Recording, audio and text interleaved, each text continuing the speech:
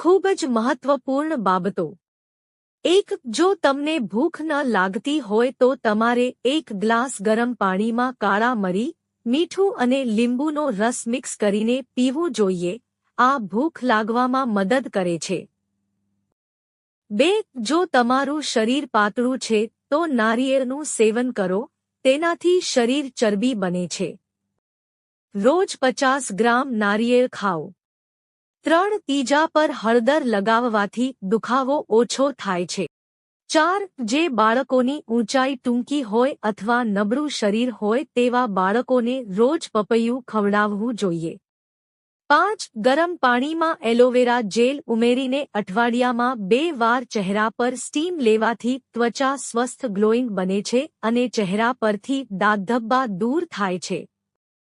6. રાત્રે સૂતી વખતે 1 ગ્લાસ ગરમ દૂધમાં 1 ચમચી મધ મિક્સ કરીને પીવાથી વજન વધે છે।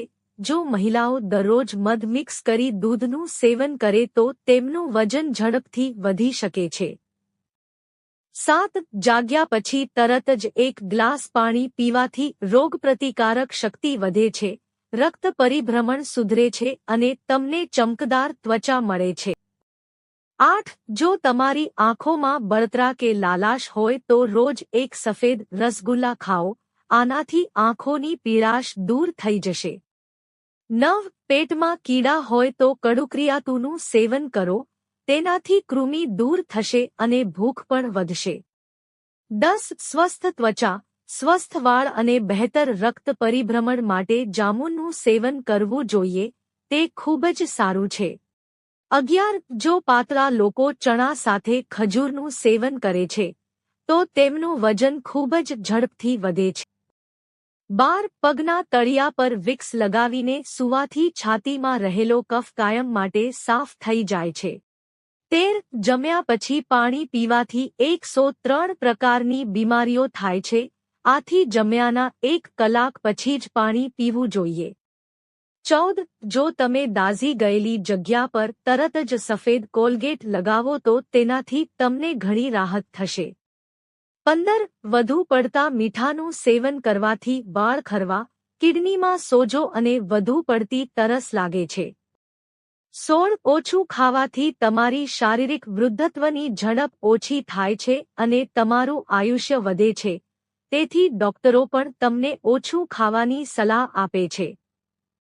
17. નાસ્તામાં ચણા અને ગોળનું સેવન કરવાથી થોડા જ દિવસોમાં શરીરમાં શક્તિ આવે છે અને વજન પણ ઝડપથી વધે છે। 18. કાદુના ટુકડાને મધમાં બોળીને ચાવવાથી ખાંસી અને શરદીમાં રાહત મળે છે।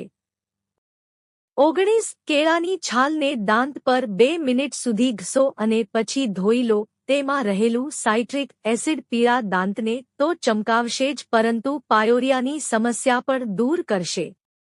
20. ચહેરા પર સ્ટીમ લેવાથી ચહેરાના રોમહિદ્રો ખુલે છે અને ચહેરા પરથી ગંદકી દૂર થાય છે। જ્યારે પણ પિમ્પલ્સની સમસ્યા ગંભીર હોય ત્યારે 4-5 દિવસ સુધી સ્ટીમ લો, તેનાથી પિમ્પલ્સની સમસ્યા દૂર થશે અને ચહેરો ચમકવા લાગશે। 21. ચીઝ કાપ્યા પછી તેને તેલમાં તળવાને બદલે તેને પીસીને ઉકાળેલા પાણીમાં થોડી વાર રહેવા દો, આમ કરવાથી ચીઝ નરમ રહેશે। 22. જો તમે દરરોજ સવારે ઉઠીને ખાલી પેટે 1 ગ્લાસ નવશેકા પાણીમાં 1 ચપટી મીઠું નાખીને પીશો તો તમારા શરીરની મોટાભાગની બીમારીઓ વધતા પહેલા જ દૂર થઈ જશે। 23. મેગ્નેશિયમ હાડકાં માટે કેલ્શિયમ જેટલું જ મહત્વનું છે અને આ બંને કાજુમાં જોવા મળે છે જે હાડકાંને મજબૂત બનાવે છે। 24. રાત્રે સૂતા પહેલા દૂધમાં એલચી પાવડર નાખીને પીવો। આવું દરરોજ કરો, તમારી આંખો માટે ખૂબ જ ફાયદાકારક રહેશે। 25. ગર્ભાવસ્થા દરમિયાન મકાઈ ખાવી સ્વાસ્થ્ય માટે ફાયદાકારક માનવામાં આવે છે, તે તમારા ગર્ભસ્થ બાળકને સ્વસ્થ બનાવશે।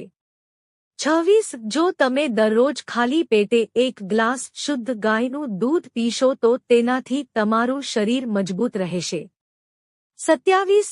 ગોળપા ખાવાથી અને તેનું પાણી પીવાથી પણ ઉલટી, ઝાડા, કમળો અને સાંધાના સોજા જેવી સમસ્યામાં રાહત મળે છે। 28 ચોકલેટ અને ચિપ્સ ખાવાથી બાળકોને તેમની રોજિંદી જરૂરિયાત કરતાં વધુ મીઠું અને ખાંડ મળે છે, જેના કારણે આજના બાળકો ચીડચીડિયા છે. 29 તમને જાણીને નવાઈ લાગશે કે ગોળ અને ડુંગળીનું એકસાથે સેવન કરવાથી તમારી હાઇટ વધે છે. 30 કોઈપણ પ્રકારની શરદી મટાડવા માટે ખાટા દહીંને ગોળ અને કાળા મરીના પાવડરમાં ભેળવીને ખાઓ. આ ખાવાથી શરદી ઝડપથી મટે છે. 31 મખાનાનું સેવન કરવાથી તમે સુગરથી હંમેશ માટે છુટકારો મેળવી શકો છો. તેનું સેવન કરવાથી શરીરમાં ઇન્સ્યુલિન બનવા લાગે છે અને ખાંડની માત્રા ઓછી થાય છે અને પછી ધીમે ધીમે તમને ડાયાબિટીસથી રાહત મળે છે. 32 જે લોકો નાસ્તો નથી કરતા તેમના મગજને નુકસાન થાય છે. લાંબા સમય સુધી આમ કરવાથી મગજની કાર્યક્ષમતા પણ વધુ ઘટી જાય છે. તેથી સવારનો નાસ્તો અવશ્ય કરો. 33 જો તમને તમારા હાથપગમાં દુખાવો થતો હોય તો તેનું કારણ ચા છે. ચા આપણા હાડકાને અસર કરે છે અને તે પીગળવા લાગે છે. 34 ચણાના લોટમાં દૂધ અને લીંબુનો રસ મિક્સ કરીને પેસ્ટ બનાવો અને પછી આ પેકને અઠવાડિયામાં એકવાર ચહેરા પર લગાવો. તેનાથી ચહેરો ટાઇટ થશે અને ખાડાઓ પણ ઠીક થઈ જશે. 35 વધુ પડતા ઠંડા પીણાનું સેવન કરવાથી કિડનીને ઝડપથી નુકસાન થાય છે.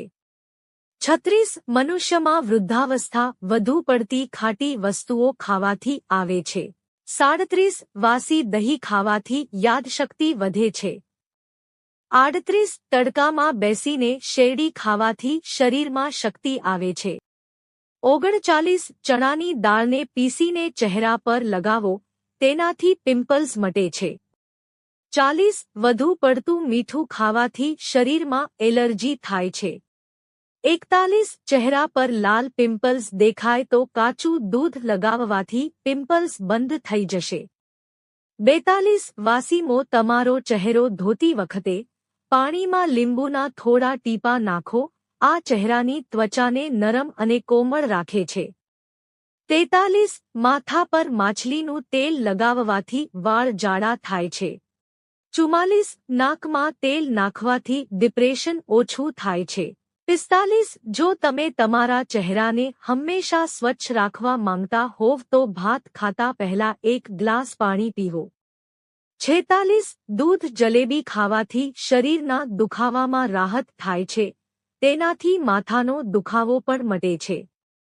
47 જો પેઢામાં સોજો આવી ગયો હોય તો હૂંફાળા પાણીમાં કાળું મીઠું નાખી ગાર્ગલ કરો. 48 શક્કરિયા ખાવાથી ત્વચા સુંદર બને છે. 49 જો તમારા ચહેરા પર કરચલીઓ હોય તો મૂળાનો રસ લગાવો, તેનાથી કરચલીઓ દૂર થશે. 50 જો તમારા ચહેરા પર શુષ્કતા હોય તો દહીં લગાવો, તેનાથી શુષ્કતા દૂર થશે. 51 જો તમને કબજિયાતની સમસ્યા હોય તો રોજ એક જામફળ ખાઓ, તેનાથી કબજિયાતની સમસ્યામાં રાહત મળશે.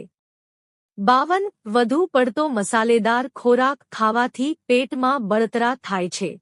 53 રોજ એક ચમચી મેથીના દાણાનું સેવન કરવાથી સાંધાના દુખાવામાં આરામ મળે છે. 54 ખોરાક ખાધા પછી તરત જ સ્નાન કરવું સ્વાસ્થ્ય માટે ખૂબ જ નુકસાનકારક છે. 55 ચા પીધા પછી તરત જ પાણી ન પીવું જોઈએ. 56 પાણી પીતી વખતે લીંબુ ચાટવાથી ધીમે ધીમે પેટનું પેટ ઓછું થશે. 57 ભાત ખાધા પછી તરત જ પાણી ન પીવો, તેનાથી તમારું પેટ ફૂલી શકે છે. 58 મુલતાની માટી માથા પર લગાવવાથી વાળ મુલાયમ અને સુંદર રહે છે. 59 જો તમને શ્વાસની દુર્ગંધ આવતી હોય તો બ્લેકબેરી ખાઓ. 60 જો તમારે મોઢાના ચાંદાથી છુટકારો મેળવવો હોય તો કાચા દૂધથી ગાર્ગલ કરો.